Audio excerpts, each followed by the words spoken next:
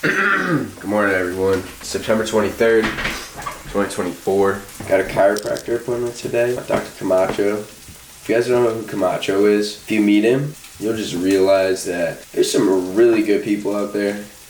People that work hard, they're honest. He's got his thing. He's a man. He's doing it. You know what I'm saying? Like, doesn't make any sense, I guess, but you gotta meet Camacho. If you haven't met Camacho, go meet him. If you haven't followed him, go follow him. You'll know what I'm talking about when you see the video. If you're an athlete at Penn State, or if you're an athlete in the area, go to Summit Chiropractic. It's a real deal. Find out. Peace, love.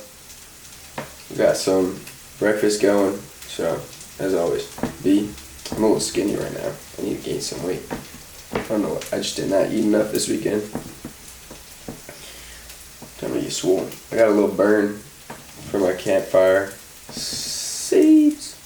Anyway, peace out. And as always, be eternal.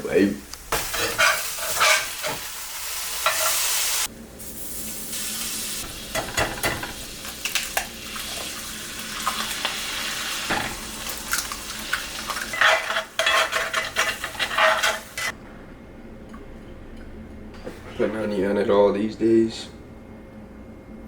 Ooh, let's go. Better get my back cracked. Come on.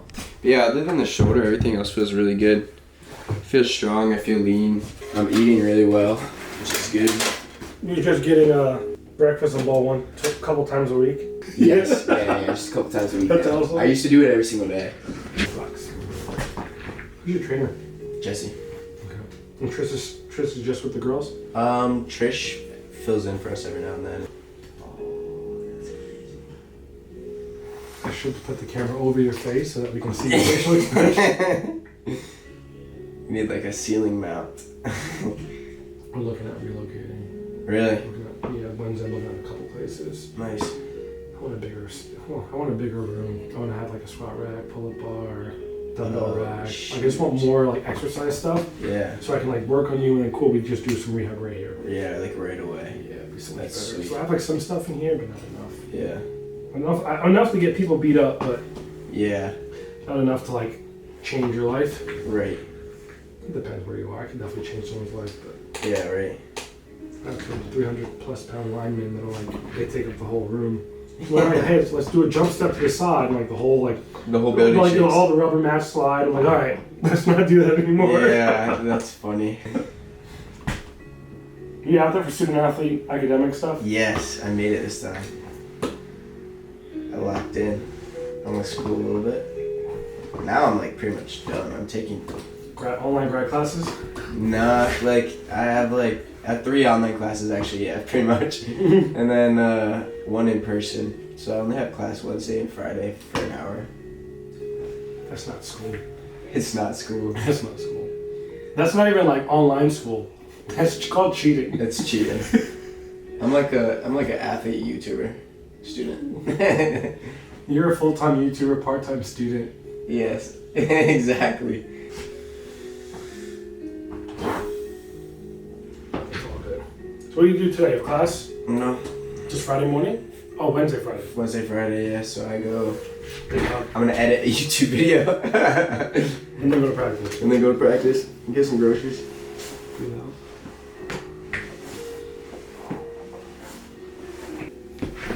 Questions for me?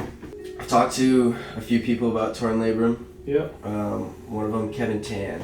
Yeah. Coach?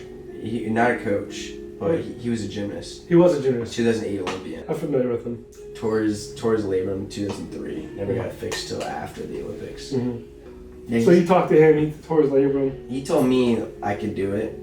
It depends shoulder to shoulder. My shoulder's typically kind of loose. Mm-hmm. My labrum's a little bit, I guess, I didn't know everyone's labrums were a bit different. Yeah. And that mine are a little bit looser. More on yeah. the lax side. More on the lax side. But it makes sense because my shoulders are just kind of Slide back towards me a little bit. been a little bit loose. I don't know, I guess like what should I look out for really?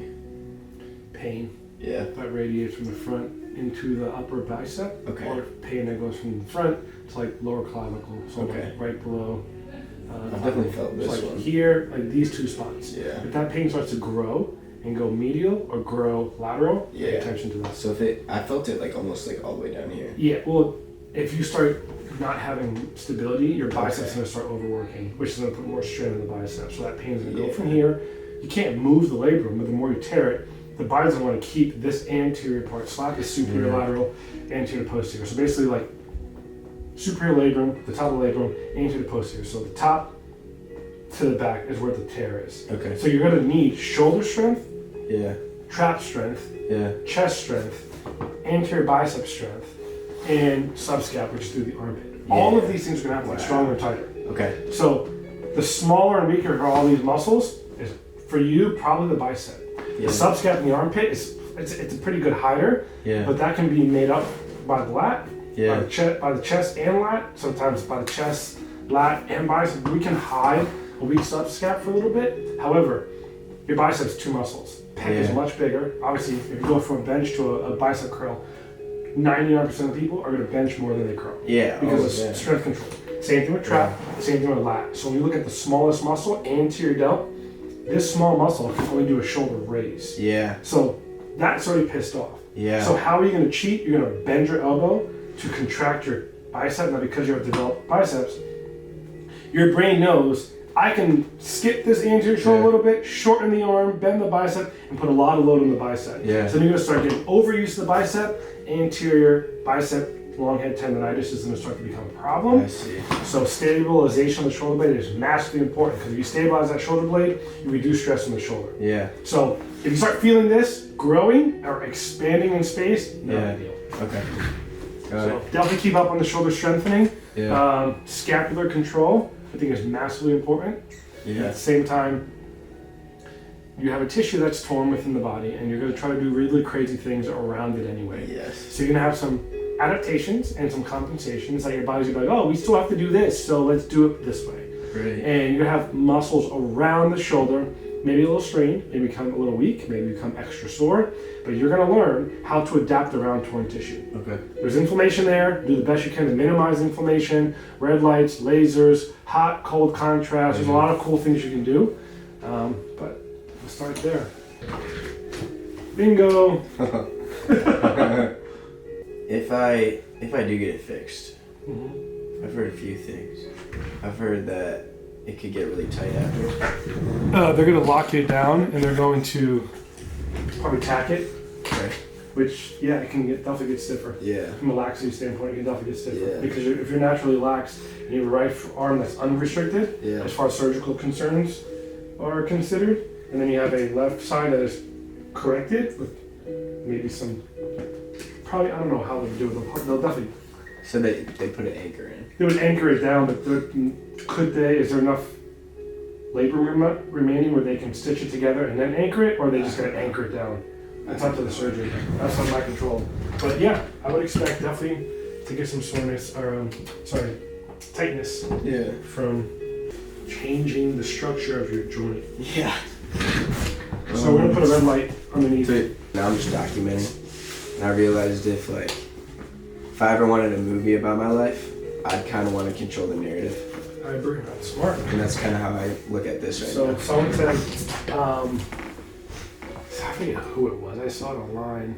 Someone said, I have social media so my kids have a record of me. Yeah. Of everything I've did, everything I've been through, my perspectives, my share, my moments. When I left the house to go to work, and then they were at school or they were in daycare, they know where I was and they could see what I was doing. And it's a really cool tool, a time capsule.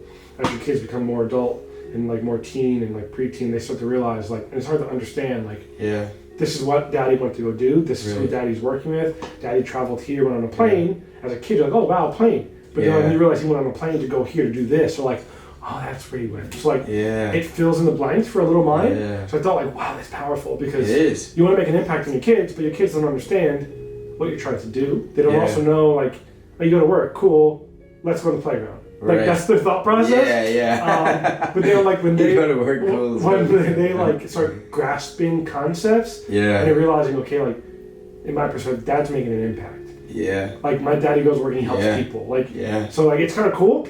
But I think the way I look at social media is okay, I'm a dad, I like coffee. I like fly fishing. Do you have any coffee here, by the way? Yeah. Can I get coffee? I'll make a coffee for you.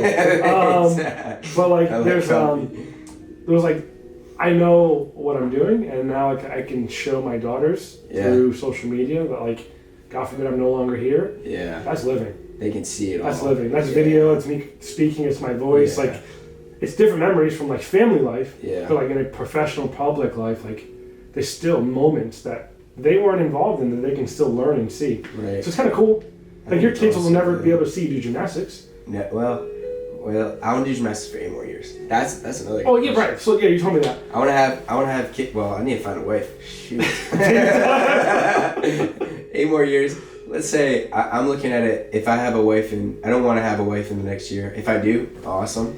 Don't rush it, buddy. Take your time. I'm looking like 4 years down the line. If I find a wife, have kids before my second Olympics. Like 1 kid. Yeah. At that point, and then retire. Will they actually remember? Probably not. Probably not. But I just think it'd be cool for them to be there. Absolutely. But like, so if the perfect plan doesn't work out, you have content, you have data, you have training, you have falls, you have makes, you have injuries, you have everything documented. I could.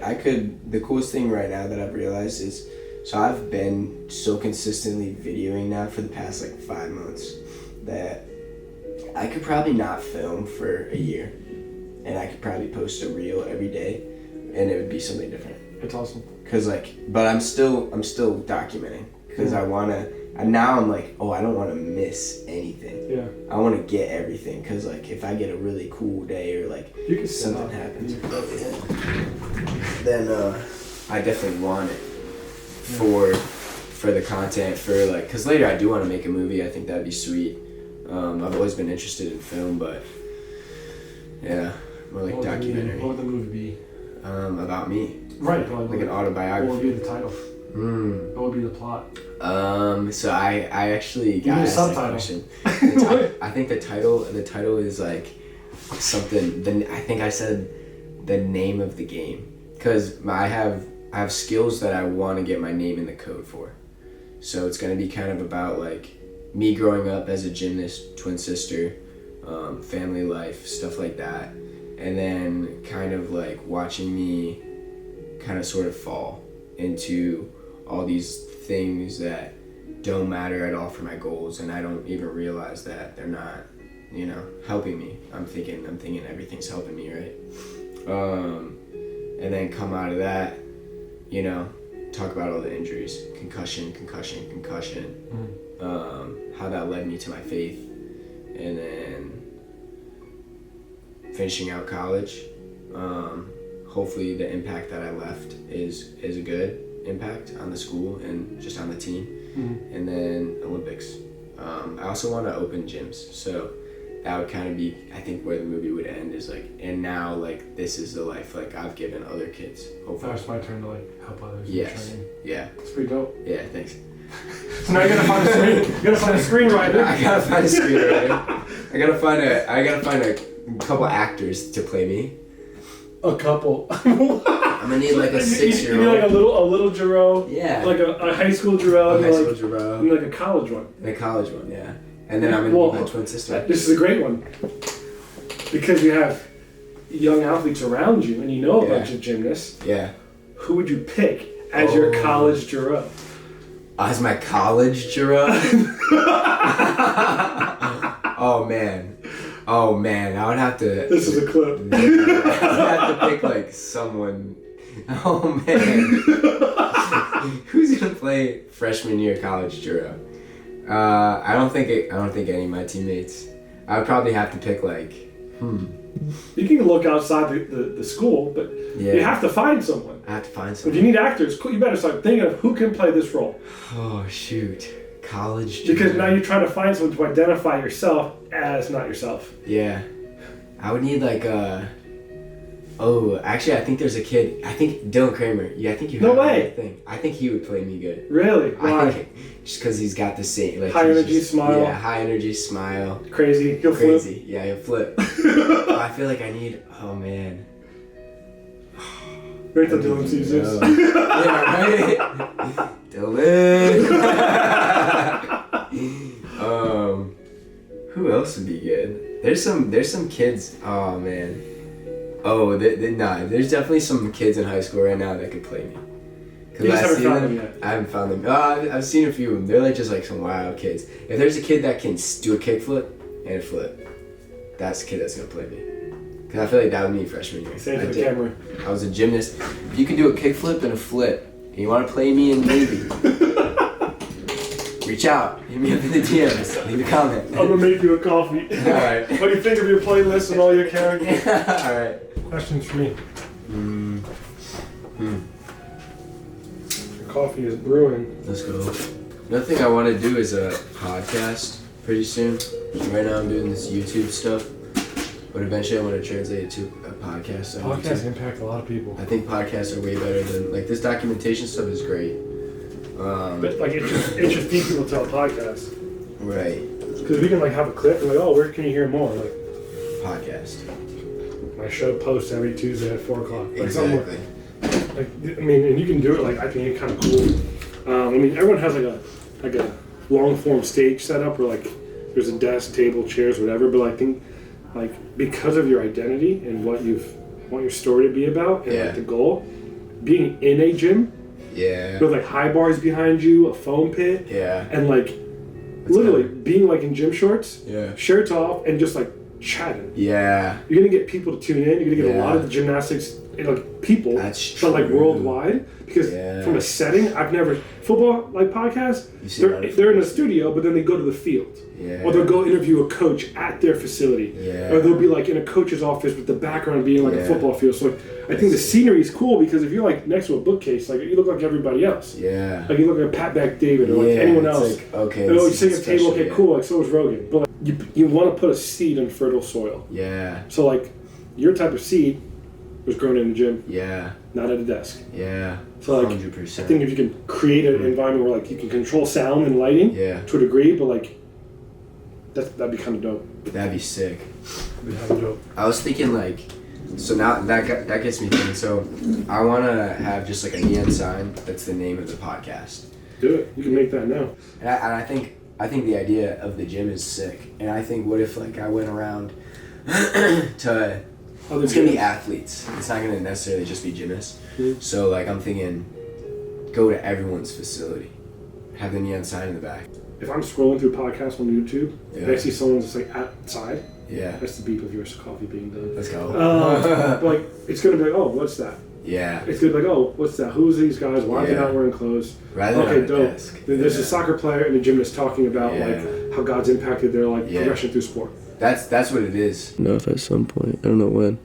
Oh, I might have run out of space. Oh, no, I got 10 minutes left. Come on, man. I need to find this reel because it's kind of funny. It's a Bruh, just tell us about the value of time. you don't get time back. You don't get time back. So you can either spend all your time training, you can spend all your time working, you can spend all your time sleeping, you can spend all your time eating, but you can't go 100% in two different directions. I don't know what the quote that I dropped that. That was so hard for Dude, you. what? I don't even remember now. Something about my shoulders. I can get a new shoulder. Oh, well, true. You can get a new shoulder, but you can't get new time. Can't get new time. You can't get new time. Bruh. That's crazy.